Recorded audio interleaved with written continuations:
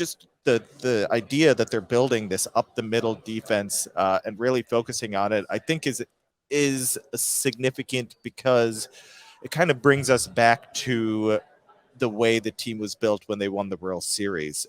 They can't really recapture exactly what that was, but I think when you go look back at that team, it was elite defensively, right? The reason they were relevant in 2020 was they were elite defensively. Did they have great pitching? Absolutely. Were they riding great pitching? Yes. But if you look back at 2016, it's one of those teams that you kind of say like, yeah, the pitchers are really good.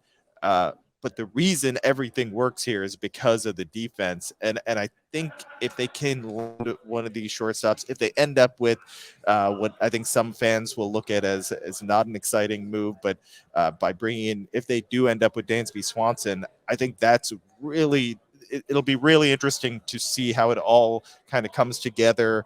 That they obviously need more impact on offense in some way, but I think defensively, you're going to see an elite team in 2023, which in turn makes the pitching much better. They'll continue to add, hopefully, to the pitching as well. But I think that's how you kind of look at how do the Cubs compete in 2023. Maybe it's pitching and defense and not like these superstar offensive players. And you have to win kind of the opposite way of the Phillies, right? The Phillies bludgeoned the opponent offensively and maybe gave up too many runs because their defense was so poor. And the Cubs may have to, if things go as we're kind of forecasting right now, they may have to win some 2-1 ball games with elite defense. Brett, I'm curious as a Cubs fan, like what was your emotional roller coaster of seeing those screenshots of Wilson Contreras in a Cardinals uniform? We've had I contain multitudes. We've had. I contain multitudes.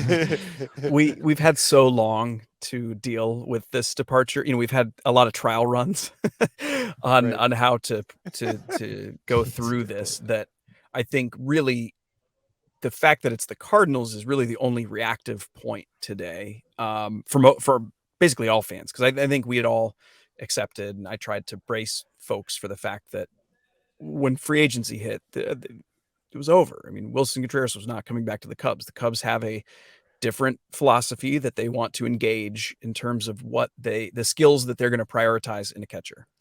And Wilson Contreras does a lot of things really well, but he is not seen as the kind of defensive and game planning and game calling specialist that, for example, a Yan Gomes is, that maybe the Cubs just want someone to pair on that side. And so from my perspective, I'm actually excited to see how that works. I want to see that philosophy in action and see how it plays out.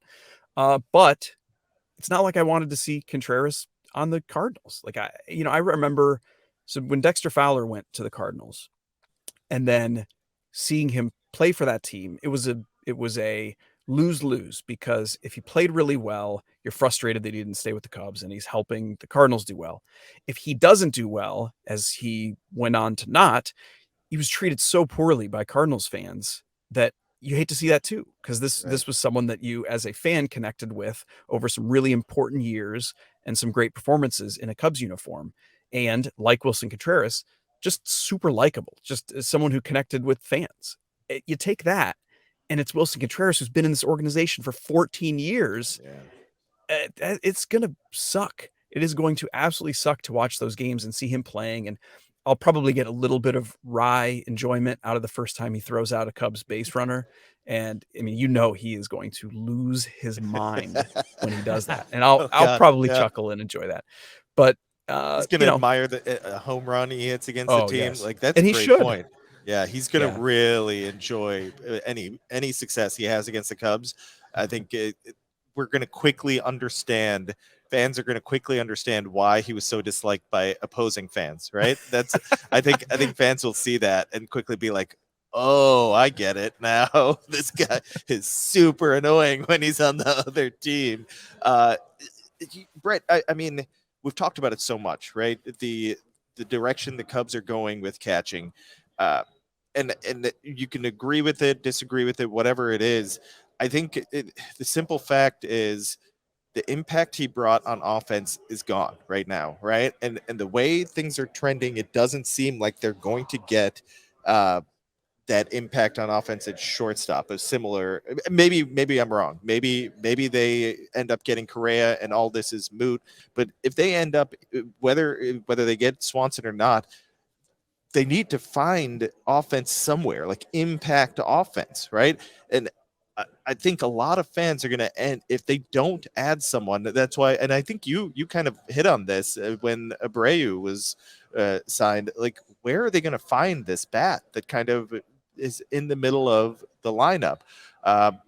If they don't end this offseason with a big bat in the middle of the lineup to put in the middle of the lineup, I think that's going to be the major question going forward, because I think they're going to come away with another starter. We're going to look at the bullpen and say, yeah, they'll figure that out. Right now, my biggest question for them is, where is that superstar that you build a lineup around? It's that player may not end up being in a Cubs uniform to start this season, and I think that's be the thing that we kind of look at going forward, especially. If that prospect doesn't develop. We've talked so much about Brennan Davis's injury.